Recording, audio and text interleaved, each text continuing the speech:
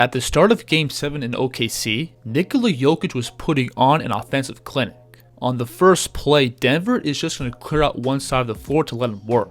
And as Nikola attacks to his left, notice how he pulls both of OKC's bigs across the paint, giving Christian Braun the space to cut in front of the basket for a short push shot. On the next play, Jokic is going to set this quick brush screen for Braun, and that rolling thread pulls Ihart across, giving Braun this runway to the basket. The Nuggets are going to run a similar play here, except this time it's Jokic who's the one handling the ball, and he's able to turn the corner to again pull the weak side defense across, opening up another cut to the basket. Now obviously Jokic is well known for that inside scoring, but his ability to initiate offense from the perimeter is what really makes him and the Nuggets so hard to guard. Because with the ball on the outside, it's pretty easy for him to pull all the defensive sides out of the paint, which then leads to countless of breakdowns and mismatches. Gordon catches it inside and Gordon counted out a foul. But towards the end of the first quarter, one simple adjustment OKC made was putting Alex Caruso on Jokic, which really was the beginning of the end for Denver. First, while Alex may be in a completely different weight class, he still had the strength and technique to at least hold his own down low. He did very well fronting, while the Thunder provided additional help from the weak side to prevent that over-the-top lob pass. And then if Denver tried to post up Nikola with an empty corner, Alex's speed and defensive feel still made it really difficult for him to get clean catches. Another turnover. Now obviously if Jokic caught the ball below the 3, he easily had the size to bulldoze towards the basket. But at the same time, Caruso also made things very difficult. But the most important part of this matchup was this allowed OKC to keep one of their bigs parked underneath the basket. So if Jokic was able to force some kind of breakdown, there's always going to be an extra layer of resistance in the lane. Jokic here is initially able to catch the ball at the elbow, but look how OKC is both going to send a double while having Chet camping out in the lane. So when Nikola hits this cutter, there's absolutely nothing at the rim. And when the ball is kicked out and reversed, Denver is back to square one, with Caruso hounding the ball and Chet again hovering around the basket. And this play turns into a contested Westbrook 3. Jokic is going to again catch the ball at the elbow, and as he tries to chisel his way towards the rim, look how OKC is going to collapse towards the paint, to then scramble back out to the 3. He's going to have to sprint full speed. And then if Denver tried to use Nikola as a screener, the Thunder could easily switch this without giving up any real advantages. Because again, they've always got that additional size underneath the rim. So Alex both being bothersome for Jokic on the ball and pushing him out into catches further out from the basket really handicapped the Nuggets offense. And besides that push they had in the first 5 minutes, they couldn't find any sort of offensive flow. Again, Caruso on him, Jokic falling away, puts it up.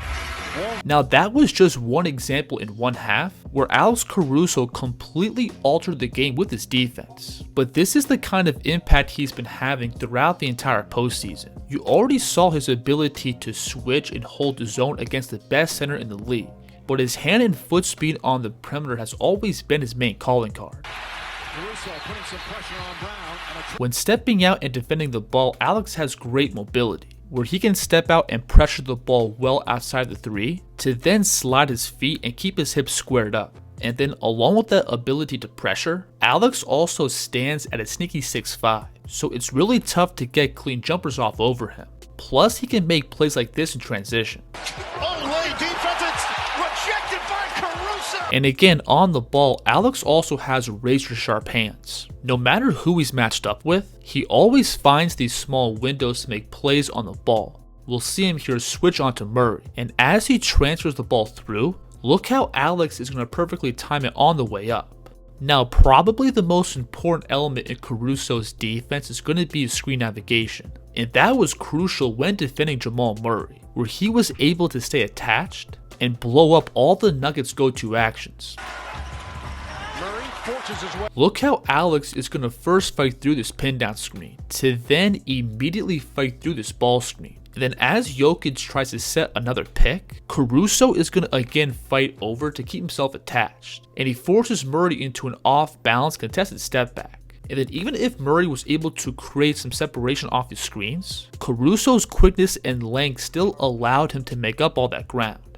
Now the next thing we have to go over is Caruso's off-ball defense, and I think this is easily the best part of his game. First, the Thunder will typically have him matched up with a non-shooter, which then gives him a license to roam around and plug up any breakdowns, as well as wreak havoc on the ball. Murray is now 5 of 12. Jokic blocked from behind. And what makes Alex so effective when roaming around is that he has the physical tools to provide value from literally every spot on the floor. He's got the size and strength to play vertical in the paint, plus that quickness and hand speed makes him deadly in passing lanes. But what ties everything together is Alex's defensive IQ, knowing exactly when to commit to the ball or stay home on his man. Take this play for example. Murray's attacking hard to his left, while Alex is in gap matched up with MPJ. So Wiggins on the backside is going to slide down to take away the rim, while Alex shifts up to cover the shooters. And then when Murray picks up his dribble, both him and Wiggins get matched back up. While playing off the ball, Caruso is also very aware of matchups. Look how Denver is going to get the switch with Isaiah Joe on Aaron Gordon. But before Denver can capitalize on that matchup, look how Caruso is going to pre-switch, completely taking away that advantage. I've also really enjoyed the chess match Caruso has been playing with Jokic while roaming around.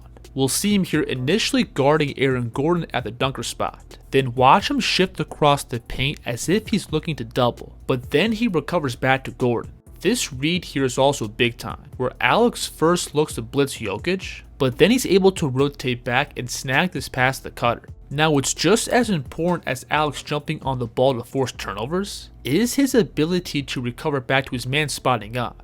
And this is again where that blend of size and speed plays a huge factor. Watch him here get 2 feet in the lane to help on this Murray drive, to then fly back out to the corner and get a hand up on the shot. And because Alex can cover so much ground, he's also comfortable helping off players who can both shoot and put the ball down. Look how much space there is between him and Murray. And as the ball gets sprayed out, he's able to both take away the shot, to then funnel him into traffic. And then like we saw against Jokic, Alex is also comfortable switching up and holding his ground against bigger wings and centers, where he can offer good resistance on the ball, while also making it really tough for them to establish position below the three.